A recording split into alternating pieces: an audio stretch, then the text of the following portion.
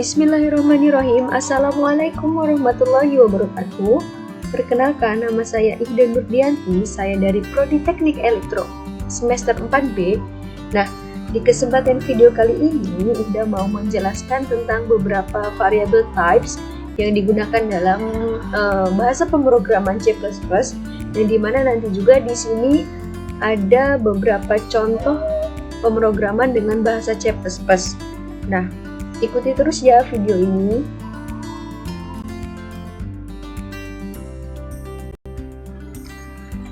Oke, sekarang kita masuk ke yang latihan 1, di mana di sini ada beberapa contoh type variable. Nah, yang di mana di sini kan ada int, ada double, ada char, ada bool, ada string.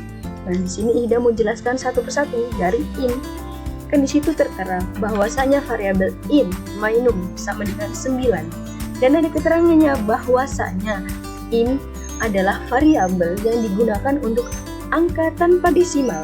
Jadi di sini hanya angka yang emang tanpa desimal, tanpa koma gitu ya. Jadi seperti 1, 2, 3, 11, 12, 20. Nah, di mana ukurannya ini 4 byte seperti itu. Nah, di sini ada double, my double num sama dengan 8, berapa tuh tadi? 49 ya misalnya. Nah, itu kan angka desimal tuh. Kalau angka desimal dan ukurannya misalnya belum 7 digit, dia ini menggunakan double ya. Jadi seperti itu. Kemudian ada char, my liter. Nah, kan sama dengan dalam petik satunya ada A. Nah, A itu menunjukkan sebuah karakter. Jadi char, variabel char itu digunakan untuk menyimpan suatu karakter. Jadi ya seperti itu. Kemudian di sini ada bool. Nah, bool ini variabel yang digunakan untuk menyimpan boolean. Jadi hanya ada true or false. Jadi 1 atau 0 seperti itu. Kemudian ada string, my take sama dengan hello world. Nah, yang dimana string variabel yang digunakan untuk menyimpan kalimat. Jadi contohnya misalnya seperti ini. String. Misalnya string Ihda sama dengan elektro. Nah, cout-nya nggak harus cout kemudian elektro untuk menampilkannya, tinggal cout Ihda. Ketika dijalankan langsung muncul elektro tanpa kita cout-nya elektro. Seperti itu teman-teman.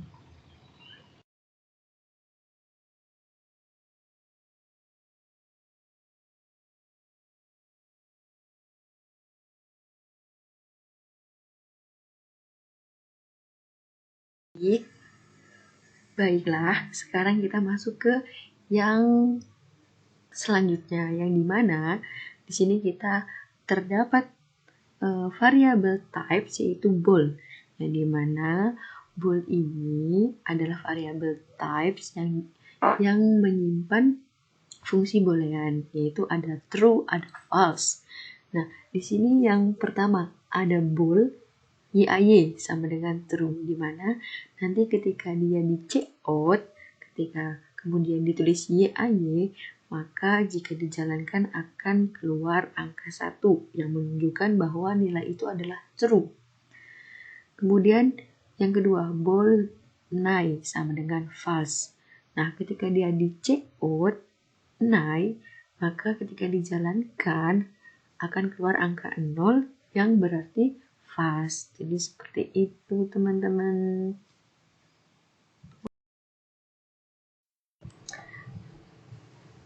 Oke, sekarang kita masuk ke slide yang ketiga. Nah, di mana teman-teman di sini fungsi dari variabel string sendiri kan tadi menyimpan kalimat.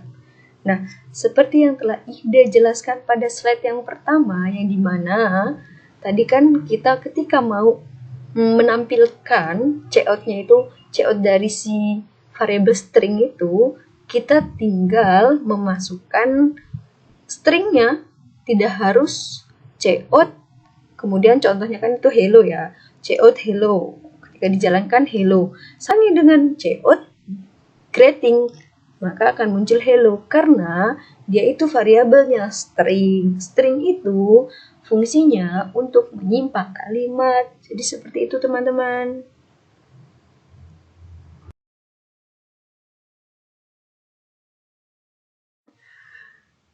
Oke, sekarang Ida mau menjelaskan bahasa pemrograman C++ secara singkat.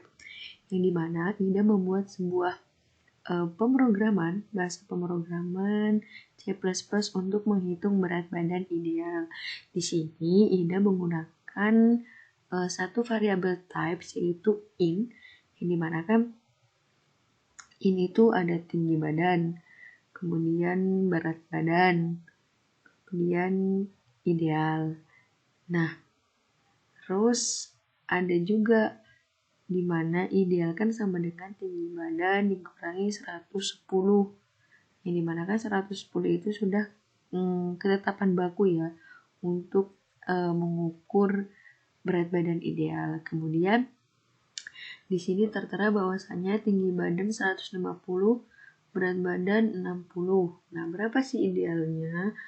Nah, tinggal aja di COT-nya berat badan ideal Ida adalah kemudian ideal, maka ketika dijalankan akan muncul 40. Jadi, berat badan ideal Ida jika tinggi badannya 150, berat badannya sama dengan 60, maka berat badan ideal Ida adalah 40 kg.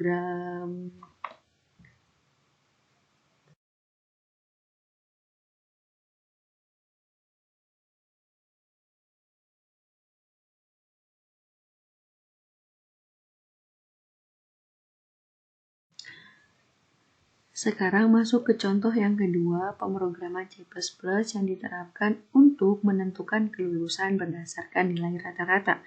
Di sini Ida menggunakan dua variabel tips, yaitu float dan bool. Di mana float ini kan nilai matematika, fisika, kimia, biologi, yang dimana di sini ada nilai desimalnya yang masih di bawah 7 digit gitu ya.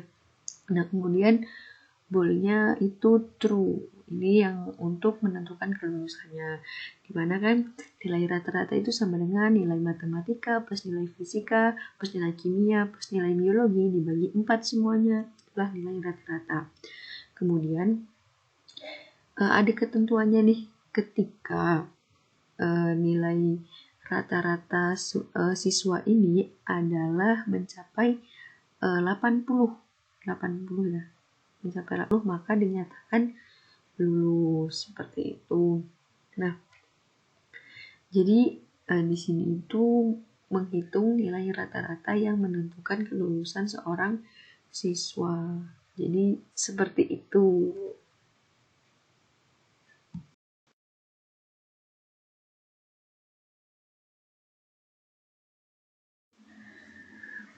Sekarang masuk ke contoh yang terakhir, di mana kita mau mengaplikasikan pemrograman C++ untuk menghitung siswa yang tidak hadir di dalam suatu kelas, di mana di sini menggunakan satu variabel type yaitu int, di mana ada jumlah mahasiswa, ada jumlah mahasiswa yang di kelas, kemudian berapa sih jumlah mahasiswa yang absen.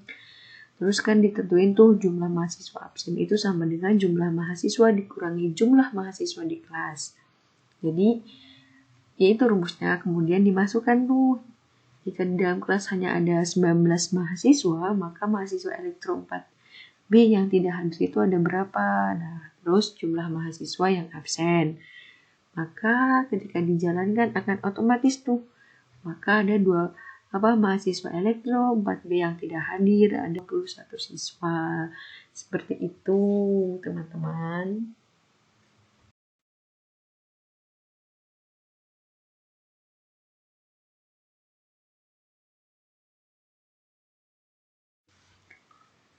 Nah, itulah tadi penjelasan dari Ida dari soal yang pertama sampai soal yang terakhir. Mohon maaf jika penjelasan Ida mungkin ambigu, kemudian tidak jelas ataupun sulit dipahami. Ida mohon maaf yang sebesar-besarnya, dan kepada Pak Gusnanang mohon maaf jika video ini kurang bagus karena saya di sini masih proses belajar. Saya akhiri, wassalamualaikum warahmatullahi wabarakatuh.